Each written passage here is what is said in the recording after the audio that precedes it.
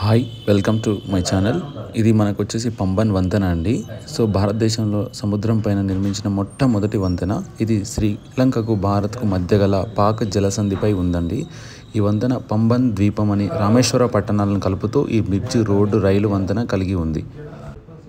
ఈ రైలు వంతెన వచ్చేసి మనకి 2065 మీటర్లు పొడవు కలిగి ఉందండి. దీనిని 1914లోనే ప్రారంభించారు. ఈ రైలు మార్గం వంతెన డబుల్ లీఫ్ బే స్కూల్ వంతెన.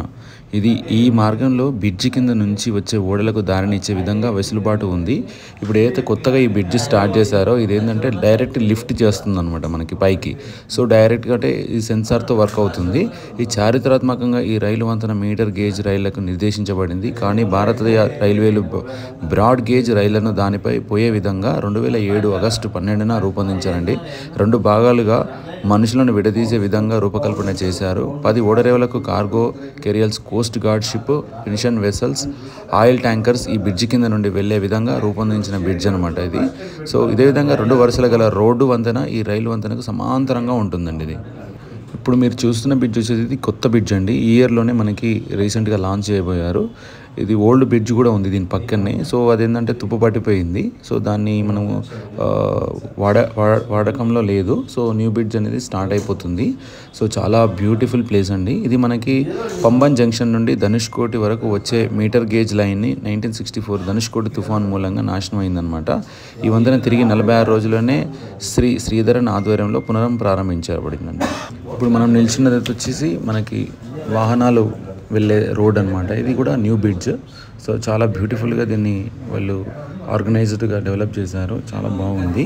మీరు లెఫ్ట్ సైడ్ చూస్తే సీనరీ కానీ ఆ గ్రీనరీ కానీ లెఫ్ట్ సైడ్లో ప్లస్ ఆ ఓడలు కానీ ఎంత బ్యూటిఫుల్ అంటే అంత బ్యూటిఫుల్ ఉంటుందండి. ఈ బ్రిడ్జ్ మీద నిల్చొని చూస్తే మనకి ఒక మంచి వాతావరణాన్ని ఇక్కడ మనకి కలుగజేస్తుంది. చాలా సంతోషాన్ని కూడా ఇస్తుందండి. ఈ బ్రిడ్జ్ని చూడాలంటే మనం రైలు మార్గంలో చూడొచ్చు, బస్సు కానీ ఆటో కానీ లేకపోతే మనం వచ్చే కార్లో కానీ చూడొచ్చు. ఇవి చూడడానికి చాలామంది యాత్రికులు, టూరిస్ట్ వాళ్ళు చాలామంది ఇక్కడికి వస్తున్నారండి పంబన్ బ్రిడ్జ్ చూడడానికి. సో మీలో ఎవరికైనా అవకాశం ఉంటే మాత్రం ఇది చూడవలసిన ప్లేస్.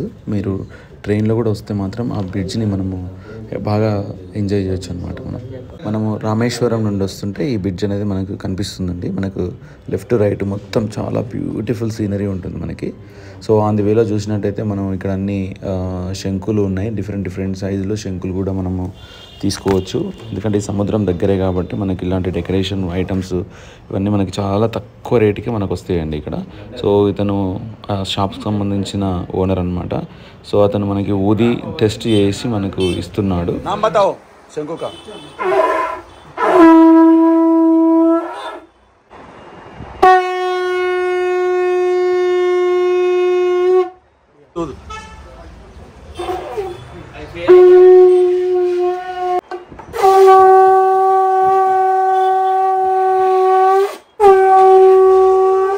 మనం అక్కడ నుంచి కొంచెం ముందుకు వెళ్తే మనకి లెఫ్ట్ అండ్ రైట్ వచ్చేసి మనకి సముద్ర అలలతోటి చాలా బ్యూటిఫుల్ అండి. ఈవినింగ్ టైంలో ఎంత బాగుంటుందంటే అంత బాగుంటుంది. అలలు వచ్చి అలకి తాకుతూ ఉంటే అక్కడ ఒక 10-15 నిమిషాలు మనం అక్కడ స్పెండ్ చేయగలిగితే ఆ వాతావరణాన్ని మనం మంచిగా హ్యాపీగా మనం ఎంజాయ్ చేయొచ్చు.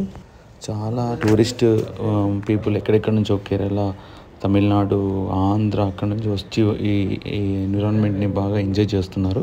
మీరు చూడొచ్చు రోడ్డు మీద అందరూ నిల్చొని ఈ అలల మీద వచ్చే వేడి గాలిని కానీ చల్ల గాలిని కానీ వాళ్ళు బాగా ఆస్వాదించి అందులో ఆడుకుంటున్నారు కూడా.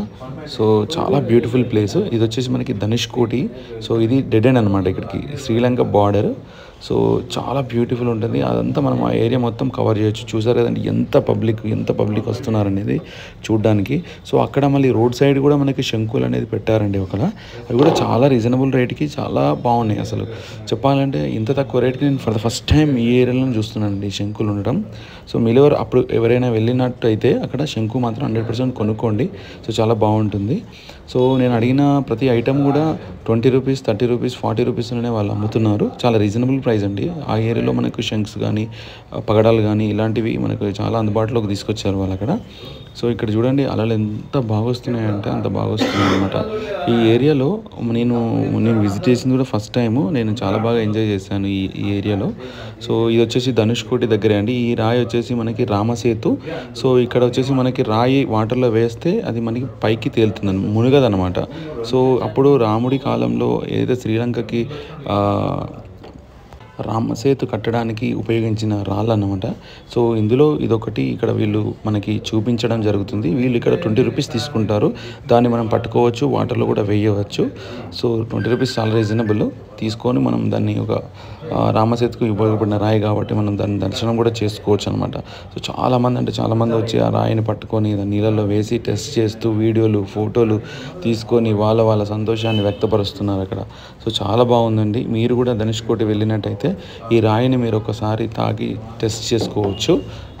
ఎలా దాన్ని ప్రభావం ఉంటుంది, ఎందుకు ఆ రాయి తేలుతుంది అనేది వాళ్ళంతా అక్కడ ఉండే వాళ్ళంతా ఎక్స్ప్లెయిన్ చేసి మనకి నీట్గా అక్కడ ఎన్విరాన్మెంట్ గురించి కూడా వాళ్ళు ఎక్స్ప్లెయిన్ చేయడం జరుగుతుంది. సో అక్కడ నుంచి మనకి లెఫ్ట్ రైట్ ఇదంతా ధనుష్కోటి వెళ్ళే రోడ్ అనమాట. ఇది లెఫ్ట్ చూసినా రైట్ చూసినా మొత్తం వాటరే, మధ్యలో నుంచి రోడ్ అనమాట. సో ఇలాంటి ప్లేసెస్ చాలా రేర్ ప్లేస్ మనకి ధనుష్కోటిలోనే ఇలాంటి ప్లేస్ అనేది మనకు కనిపిస్తుంది అనమాట. ఇది చూడాల్సిన ప్లేసు. ఏదైతే మీకు లాస్ట్లో కనిపిస్తుందో అంతా ఇసుక దిబ్బే. సో ఇక్కడ కూడా మనకి అన్ని ఫెసిలిటీస్ అన్నీ దొరుకుతాయండి. ఇక్కడ మనకి అన్నీ ఇది దొరకదు అనేది ఏమి ఉండదు. సో మీరు ఒకవేళ వెజ్, నాన్ వెజ్ కూడా దొరుకుతుంది. తినే వాళ్ళకి మాత్రం ఫిష్ అయితే చాలా విరివిగా ఉంటుంది అనమాట.